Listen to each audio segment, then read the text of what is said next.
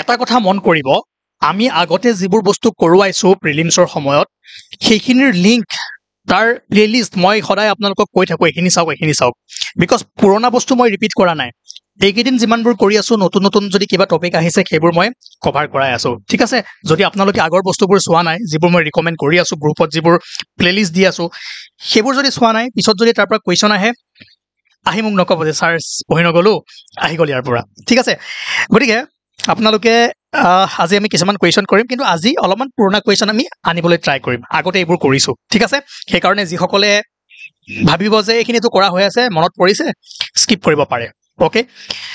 প্ৰথম কুৱেশ্যনটো মন কৰক ইয়াত কৈছে যে with reference to the targets set in Assam electric vehicle policy 2021 consider the following statements Number 1, the policy aims to achieve 25% EV penetration among all new vehicles registration by 2026. এই yearবোৰ মনত ৰাখিব কেতিয়াবা কি কৰিব এটো 2030 কৰি দিব 25 কৰি দিব ঠিক আছে এটো কাৰেক্ট হয় তাৰ পাছত it aims to convert 100% of public transport and government vehicles electric by 2030 গতিকে both 1 and 2 statement কি হয় কাৰেক্ট হয় গতিকে এবাৰ সাইড হৈ দিব 2021 ত যি ইলেক্ট্ৰিক ভেহিকল পলিচি আহিছিল তাৰ এইমছ খিনি এইগিটা ইয়াতে আপোনাৰ হৈ আছে পলিসি টাৰ্গেটস পঢ়ি দিয়ক ইয়াৰ পৰা কোৱেশ্চন আহিব পাৰে যে the state will support to deployment of first 2 lakh EVs এই 2 লাখৰ ভিতৰত কি হ'ব 1 lakh two wheelers 75000 three wheelers আৰু 25000 থ্ৰী হুইলাৰ্স ঠিক সৰি ফ'ৰ হুইলাৰ্স ওকে তাৰ পাছত the state also aims to convert 100% of public transport এই বস্তুটো মনত ৰাখিব only public transport bus fleet to electric buses by 2030 ঠিক আছে আৰু all government vehicle to be converted to electric by 2030 after 2025 only EVs will be allowed to purchase এটো কিহৰ কাৰণে for government vehicles গতিকে এই কে পইণ্টবোৰ আপোনালোকে ধৰিবলৈ ট্ৰাই কৰিব ষ্টেটমেন্ট বেসড আপোনালোকে কিছুমানে মোৰ অকমান মানে কোৱেশ্চন কৰি মোক মানে কি কম আৰু ভাগুৰা কৰি পেলাইছে যে ষ্টেটমেন্ট বেসড কোৱেশ্চন আহিবলৈ সিঙ্গেল কোৱেশ্চন আহিব সক যিয়ে নহওক কনসেপ্ট একেটাই ন মই যেনিবা আপোনাক এটা হৰ কোৱেশ্চন কৰাই দিলো হেতুকে যদি ষ্টেটমেন্ট লিখি দিয়ে বস্তুটো জানিলেহে কৰিব পাৰিব গতিকে এই কথাবোৰ ভাবি মানে আপোনালোকে সময় ওয়েষ্ট নকৰিব ঠিক আছে ষ্টেটমেন্ট বেসে হওক বা সিঙ্গেল ওয়ান লাইনাৰ কোৱেশ্চনে হওক কনসেপ্ট একেটাই পঢ়িব লাগিব একেখিনি ইয়াৰ পৰা ষ্টেটমেন্ট বেসও বনাব পাৰে সিঙ্গেলও বনাব পাৰে এই কনসেপ্টটো লোৱাৰ পাছত আপোনালোকে এইবোৰ ভাবি কিবা লাভ আছে জানো কি কোৱেশ্চন আহিব নাই বাস মনত ৰাখক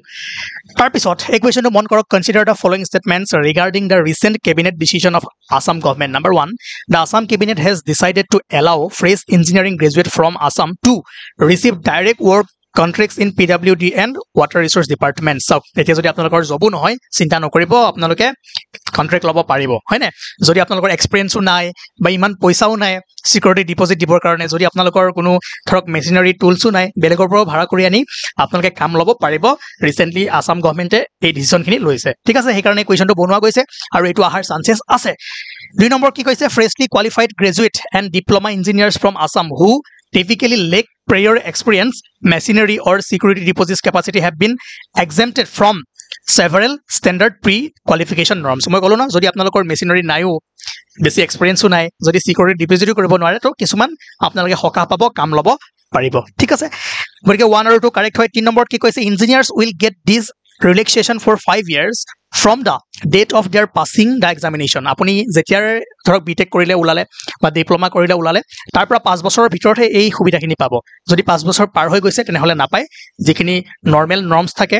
ধৰক কিমান কামৰ এক্সপেৰিয়েন্স থাকিব লাগিব কি মেচিনাৰী থাকিব লাগিব এই সকলোবোৰ আপোনাৰ ক্ষেত্ৰত প্ৰযোজ্য হ'ব যদি আপুনি উইদিন 5 ইয়াৰ্স আছে যদি এতিয়া যোৱাবাৰ বা এবছৰ আগত পাস আউট হৈছে তেনেহলে আপোনালোকে কাম ল'ব পাৰিব গতিকে অল ষ্টেটমেন্টস আৰ কাৰেক্ট ঠিক আছে ইয়াৰ পৰা কোৱেশ্চন আহাৰ চান্সেস বহুত বেছি আছে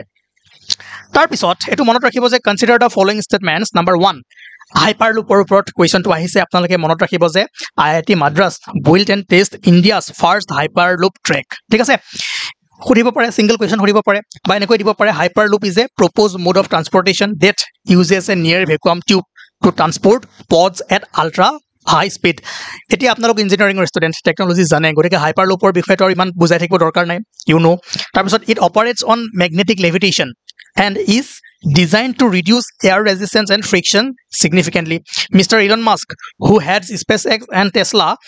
proposed the idea of Hyperloop to world in 2013 through a white paper called Hyperloop Alpha. গতিকে গোটেই তিনটা ষ্টেটমেন্টে কি হয় কাৰেক্ট হয় 1 2 and 3 মনত ৰাখক মই ইয়াত ভুল কৰি এই কাৰণে দিয়া নাই মই কোৱেশ্চন আকাৰে আপোনালোকক কিছুমান ইনফৰমেশন দিবলৈ আহিছো যদি কেতিয়াবা খুদে হাইপাৰলুপ কনসেপ্টটো কোনে আনিছিলে ইলন মাস্কে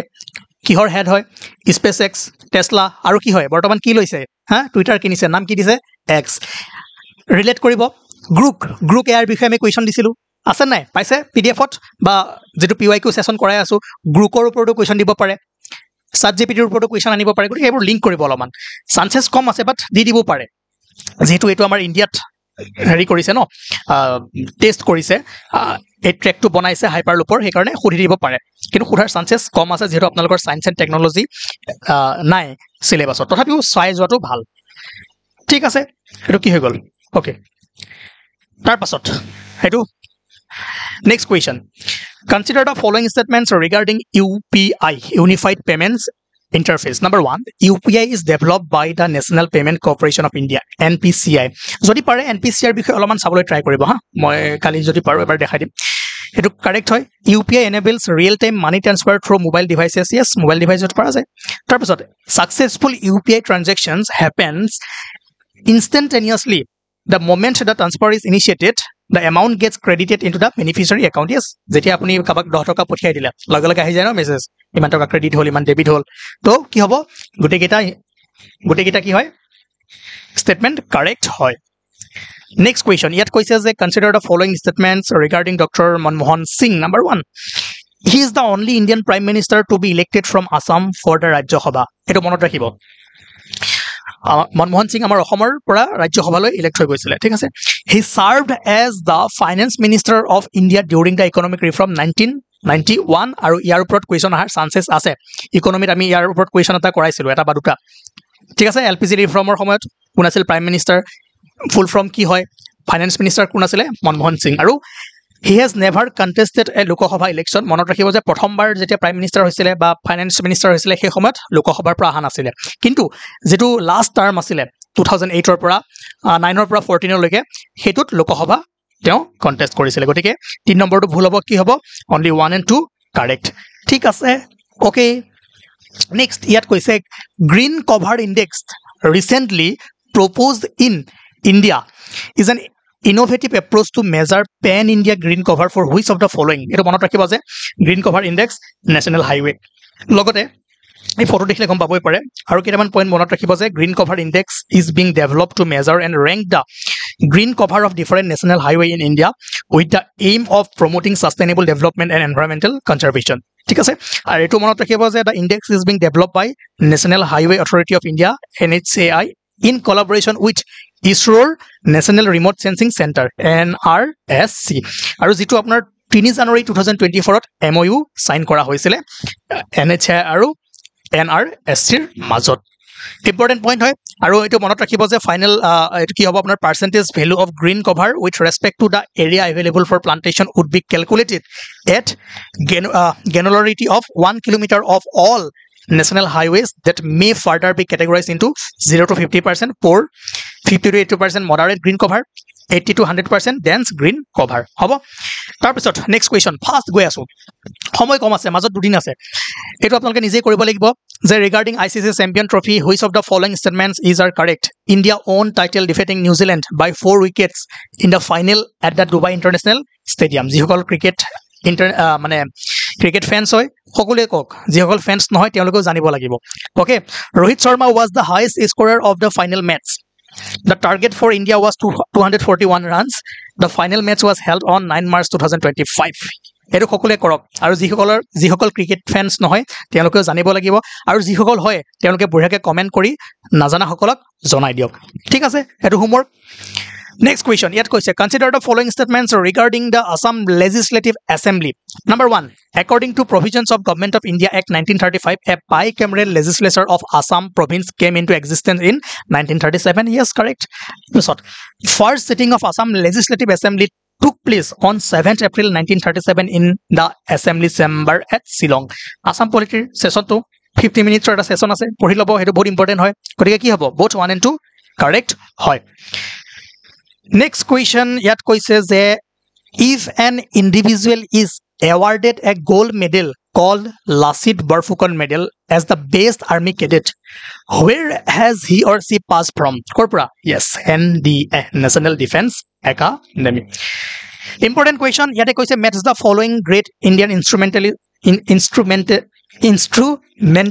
and their instrument. ঠিক আছে সব দুটামান আপোনালোকে নিশ্চয় জানে বেলেগ নাজানিলেও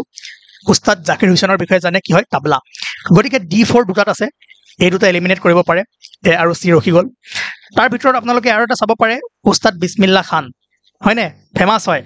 সেহনাই C1 D4 বাস এটাই আছে এ2 উস্তাদ আজমত আলী খান শাৰদ আৰু এটো পণ্ডিত শিৱকুমাৰ শৰ্মা কি হ'ব চেন্ট্ৰৰ ঠিক আছে সৰি আৰে কিবা এটা মই ভুল কৰিলো কিবা ভুল কৰিলো মই এক মিনিট ভুল কৰিলো ওয়েট বিসমিল্লাহ খান কৈ গল বিসমিল্লাহ খান হ'ব আপোনাৰ তবলা সৰি জাকিৰ হুছেইন তবলা D4 ঠিক আছে উস্তাদ বিসমিল্লাহ খান সেহনাই C1 তাৰ পাছত ঠিকটো আছে শিৱকুমাৰ শৰ্মা চেন্ট্ৰৰ আৰু উস্তাদ আজমত আলী খান শাৰদ ঠিক আছে মই কি ভুল কৰিলো ঠিক আছে মানুহটো কনফিউজ হৈ গল ন তাৰ পাছত এটো আপোনালোকে নিজে কৰক সেম কোৱেশ্চন ইয়াতে আপোনাৰ মই এটা হিন্টস দি দিও প্ৰভাত শৰ্মা বাহি ঠিক আছে A3 হল বাকি কিটা আপোনালোকে এইমাত্ৰ কৰি আহিলো ওকে এটো নিজে কৰক তাৰ পাছত যোৱাকালি আমি ওকে এখিনি কোৱেশ্চন কৰিছো তাৰ পিছত আৰু আপোনালোকক কথা এটা কবলৈ আছিলে ইয়েস ইম্পৰ্টেন্ট কথা বাণিজ্যিক বিৰতি পিডিএফ খিনি ল'ব পাৰে এটো প্ৰাইছত এন্ড যোৱাকালি যিকেইটা মই হোমৱৰ্ক দিছিলো কোনে কৰিছিলে কোনটো কোৱেশ্চন দিছিলো মই পাহৰি গলো এবাৰ চাবলৈ মই ট্ৰাই কৰো কিন্তু আপোনালোকে এইকেইটা question which of the following is not ঠিক আছে বাদ দিয়ক which of the following is not a function of RBI issuing currency notes acting as a banker of the government managing foreign exchange এই গোটেইকেইটাটো হয় ন এইকেইটা ফাংচন হয় RBI মনত ৰাখক এইকেইটা ফাংচন হয় কোনটো নহয় এপ্ৰুভিং দা ইউনিয়ন বাজেট তাৰ পাছত কি কৈছে which organisation or department is the custodian of foreign exchange reserve in India obviously the RBI the ₹1 note bears the signature of which official এটো মনত ৰাখিব 1 টকাৰ নোটত গভৰ্ণৰ অফ RBI নাথাকে সেক্ৰেটাৰী মিনিষ্ট্ৰি অফ ফাইনেন্স ঠিক আছে এখিনি RBI যিখিনি এইটোটো কৰিলো মই আজিকালি বহুত পাহৰা হৈছো কোৱা বস্তুবোৰে কৰাই আছে এটো আপোনাৰ মেকানিকেলৰ টেগত কৰাইছিলো ঠিক আছে সেশনটো চাই লব মই আদাৰৱাইজ গ্ৰুপত দি দিম পিডিএফ খিনি দিয়া হৈছে মেবি RBI বিষয়ে কোৱেশ্চনটো আহিছিলে consider the following statements about Reserve Bank of India the central government appoints governor of Reserve Bank of India for a certain term এটো হয় কাৰেক্ট হয় তাৰ পাছত সাৰ্টেন প্ৰভিজনস in the Constitution of India give the right to the central government to issue direction to the RBI in the public interest. So, central government direction issue koribo pare in certain cases, but a provision homu constitution mention nai a power to korpora pai RBI Act of 1934 pra gorike 2 number to bhul hoy ase jot 2 ase eliminate koritok basil ki 1 and 3 only gorike 3 number ki ase the governor of RBI draws power from RBI Act eto correct hoy aru the current RBI governor is Shaktikanta Das এটো ভুল হয় কোন হয় Malhotra sir ঠিক আছে গতিকে 1 আৰু 3 correct হ'ব বাকি এতে লিখা আছে প্ৰথম গভৰ্ণৰ কোন আছিল প্ৰথম ইণ্ডিয়ান গভৰ্ণৰ কোন আছিল বৰ্তমান কোন হয় কিমান ডিসেম্বৰ কিমানত তেওঁ জয়েন কৰিছিল এটো লিখা হৈ আছে পঢ়ি চাব ঠিক আছে দেন ওকে আজি মানতে আমি শেষ কৰিলো পেমেন্ট বেংক টু কৰা হৈ আছে ঠিক আছে এই কোৱেশ্চনবোৰ আমি কৰিছো ওকে নেক্সট আমি লগ পাম এক্সামৰ পিছত যদি আৰু কিবা ইম্পৰ্টেন্ট কোৱেশ্চন লাগে মাজত 18 19 আছে জনাব এই দুদিন যদি আপোনালোকে বিচাৰে যে ক্লাস কৰিম বুলি তেনেহলে মই কোৱেশ্চন আনিম বিকজ পৰীক্ষাৰ ওচৰ চাপিছে বেছি কৰালে আপোনালোকৰ খেলিমেলি হৈ যাব পাৰে সেই কাৰণে আপোনালোকে জনাব ঠিক আছে আৰু সেশনবোৰ বেছি দীঘলীয়া নকৰো সৰু কৰাৰ এটাই কাৰণ যাতে আপোনালোকে বৰ হৈ নাযায় আৰু ভালদৰে কোৱেশ্চনবোৰ মনত ৰাখিব পাৰে ওকে থ্যাংক ইউ